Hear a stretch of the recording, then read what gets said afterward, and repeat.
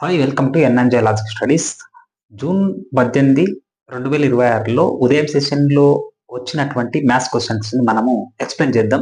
ఇప్పుడు first question x is equal to 3 + 2√2 అయితే x plus 1/x is equal to ఎంత అని ఇచ్చిండు. అంటే ఎక్స్ ఈజ్ ఈక్వల్ టు 3 + 2√2 అయితే మనకు 1/x ఈజ్ ఈక్వల్ టు ఏమవుతుందంటే 3 - 2√2 అవుతుంది. మనకేం అడిగిండు, ఎక్స్ ప్లస్ 1/x అడిగిండు కాబట్టి ఎక్స్ ఈజ్ ఈక్వల్ టు అంటే 3 + 2√2. అదేవిధంగా 1/x అంటే 3 - 2√2 అవుతుంది. ప్లస్ 2√2 - 2√2 క్యాన్సిల్ అవుతుంది. 3 + 3 ఈజ్ ఈక్వల్ టు ఎంత అంటే 6. ఆన్సర్ ఏంది, X plus 1/x is equal to 6 అవుతుంది.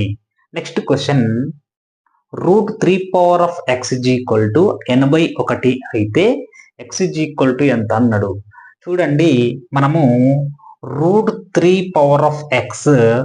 ఈక్వల్ టు 81ని ఎలా రాసుకోవచ్చు అంటే 3/4 అని రాసుకోవచ్చు. అవునా? ఇప్పుడు ఇరువైపులా వర్గం చేస్తే ఈ 2 ఈ రూట్ క్యాన్సిల్ అవుతుంది.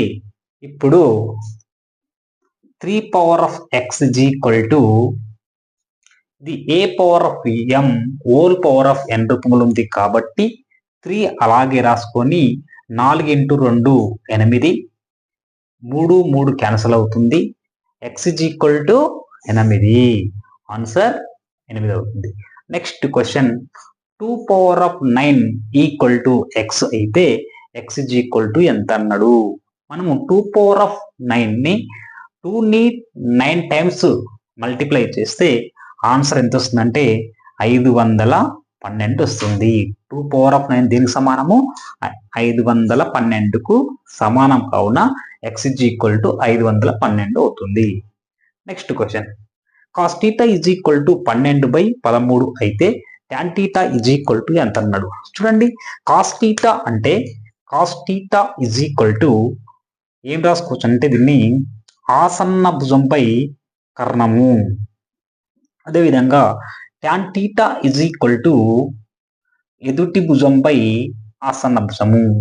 అయితే మనకు పైథాగరస్ త్రికాలు 12, 13 12, 13 యొక్క కాంబినేషన్ ఏంటంటే మనకు 5 వస్తుంది. అంటే మనకేం అడిగిండు, tan θ ఈజ్ ఈక్వల్ టు ఎదుటి భుజంపై ఆసన్న భుజం. కానీ ఇక్కడ ఆసన్న భుజం 12 ఉంది అంటే ఇది కర్ణము, ఇది ఆసన్న భుజము, ఇది ఎదుటి భుజం. కాబట్టి tan θ ఈజ్ ఈక్వల్ టు ఎదుటి భుజం అంటే 5 డివైడెడ్ బై ఆసన్న భుజం అంటే 12 అంటే 5/12 ఆన్సర్ అవుతుంది. నెక్స్ట్ 2 + 6 × 8 × 6 ఈక్వల్ టు 2 + 8 × 6 అడిగిండు. ఇది సహచర న్యాయమా లేకపోతే సంకలన న్యాయమా గుణకార న్యాయమా అని అడిగిండు. అయితే ఇది విభాగ న్యాయం అని ఆన్సర్ అవుతుంది. ఓకే. నెక్స్ట్ క్వశ్చన్ 5 వరుస బేసి సంఖ్యల మొత్తం 315 అయితే మధ్య సంఖ్య ఎంత అన్నాడు అన్నమాట. మనకు 315 డివైడెడ్ బై మనకు మధ్య సంఖ్య కావాలంటే డివైడెడ్ బై 5 చేయాలి. 5 × 5 5 × 30 5 × 15 అంటే మనకు మధ్య సంఖ్య ఎంత అంటే 23 వచ్చినాయి. 5 వరుస బేసి సంఖ్యలు కాబట్టి ఇక్కడ 61, 59, 65, 67, 59, 61, 63, 65, 67 ఈ వరుస సంఖ్యలు మొత్తం సందేస్తే 315 అయింది. మధ్య సంఖ్య ఏంటంటే 63 ఆన్సర్ అవుతుంది. ఓకే. నెక్స్ట్ క్వశ్చన్ 58,224ను ఏ సంఖ్యచే నిశేషంగా భాగిస్తుంది. ఈ సంఖ్యను ఏ సంఖ్య నిశేషంగా భాగిస్తుంది అన్నాడు అనమాట. కింద ఇచ్చిన ఆప్షన్లలో మనకి ఇచ్చిన ఆప్షన్లో 3, 11, 13, 9 ఇచ్చిండు కాబట్టి వీటిని మొత్తం సమ్ చేస్తే మనకు 21 అవుతుంది. అవునా? 21 11 ఎక్కంలా రాదు, 13 ఎక్కంలా రాదు, 9 ఎక్కంలా రాదు, కానీ 3 ఎక్కంలు వస్తుంది. 3 ఎక్కం 3 వల్ల అంటే ఇచ్చినటువంటి సంఖ్య 3చే నిశేషంగా భాగిస్తుంది. Okay, next question. 2 సంఖ్యల మొత్తం 40 అయితే లబ్ధము 375 అయినా ఆ సంఖ్యలు ఏవి అనడనమాట. 2 సంఖ్యలు సమ్ చేస్తే 40 కావాలి, అంటే లబ్ధం 375 అయినా ఆ సంఖ్యలు ఏవన్నాడు. చూడండి, మనకు 15 ప్లస్ 25 ఈక్వల్ సమ్ చేస్తే 40 వస్తుంది. 15 ఇంటూ 25ని లబ్ధం చేస్తే 375 వస్తుంది. ఆ సంఖ్యలు ఏవంటే 15, 25. Option 2 right answer. ఓకే, 9చే 67,291 భాగించాలంటే ఎంత తీసివేయాలని చెప్పిండు. అయితే 9 యొక్క భాజనీయత సూత్రం ఏంటంటే ఏదైనా ఒక సంఖ్య అంకెల మొత్తము 9చే భాగిస్తే ఆ సంఖ్య 9చే నిశేషంగా భాగిస్తుంది అని చెప్పిండు. దీని మొత్తం సమ్ చేస్తే మనకు 25 వస్తుంది.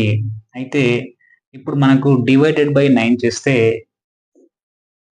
9 ఎక్కం 9, 9 రెంట్ల 18, అంటే 25లో 18 ఎంత అంటే 7, అంటే 67,291లో 7 తీసివేస్తే మనకు వచ్చినటువంటి విలువ 9చే నిశేషంగా భాగిస్తుంది.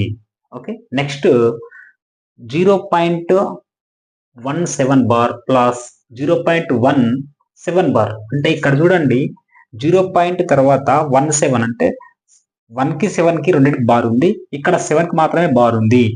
ఒక్కసారి మనం ఆలోచిస్తే 0.171717 వస్తుంది.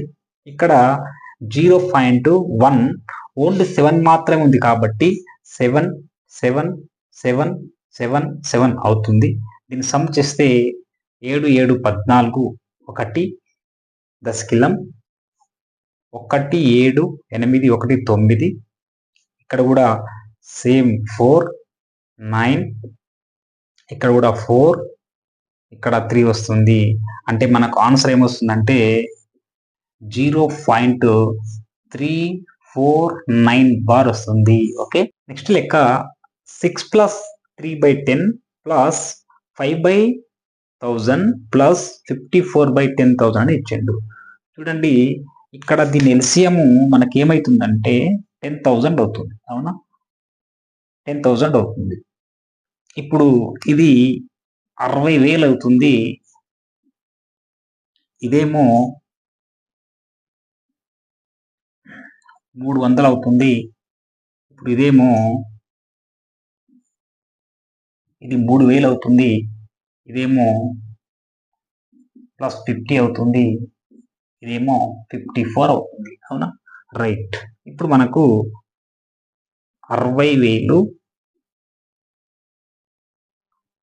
తర్వాత 3,000 తర్వాత 50 తర్వాత 54 సమ్ చేయాలన్నమాట. సమ్ చేస్తే 4 5 5 10, అంటే 1 క్యారీ 1 3 6, అంటే ఇక్కడ ఏమొస్తుంది మనకు 63,104 వచ్చింది. డివైడెడ్ బై ఎంత అంటే 10,000 అన్నమాట. 4 జీరోస్ ఉన్నాయి కాబట్టి 6.3104 ఆన్సర్ అవుతుంది. ఓకే,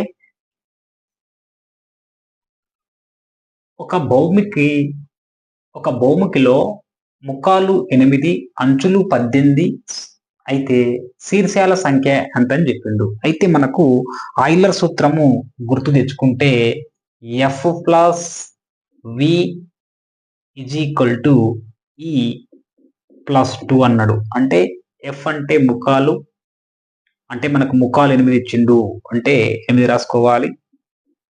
V అంటే శీర్షాల సంఖ్య కాబట్టి మనకు తెలియదు, అలాగే రాసుకోవాలి. E ప్లస్ 2 అంటే అంచులు మనకి ఎంత ఇచ్చిండు, 18 ఇచ్చిండు, 18 ప్లస్ 2 అన్నమాట. ఇప్పుడు V ఈజ్ ఈక్వల్ టు అంటే శీర్షాలు ఈజ్ ఈక్వల్ టు 18 ప్లస్ 2 ఎంత 20. 8 ఇతలకు వస్తే మైనస్ అవుతుంది. అప్పుడు శీర్షాల సంఖ్య 20ల 8వ ఎంత అంటే 12 అవుతుంది. అంటే ముఖాలు 8 అంచులు 18 ఇచ్చి శీర్షాల సంఖ్య అడిగినప్పుడు ఆయిలర్ సూత్రం వేసుకొని చేస్తే ఈజీగా మనకు ఆన్సర్ వస్తుంది. నెక్స్ట్ క్వశ్చన్, సమగణం భుజం 5 సెంటీమీటర్లు అయితే సంపూర్ణతల వైశాల్యం ఎంత అన్నాడు. అయితే మనకు సమగణం సంపూర్ణతల వైశాల్యం ఎంత అంటే 6a². మనకు భుజం 5 సెంటీమీటర్లు ఇచ్చింది కాబట్టి 6 × 5² అంటే 25 అవుతుంది. 6 × 25 ఎంత అంటే 150 అవుతుంది. ఆన్సర్ 150. నెక్స్ట్ క్వశ్చన్, 400 మంది విద్యార్థులు గల తరగతిలో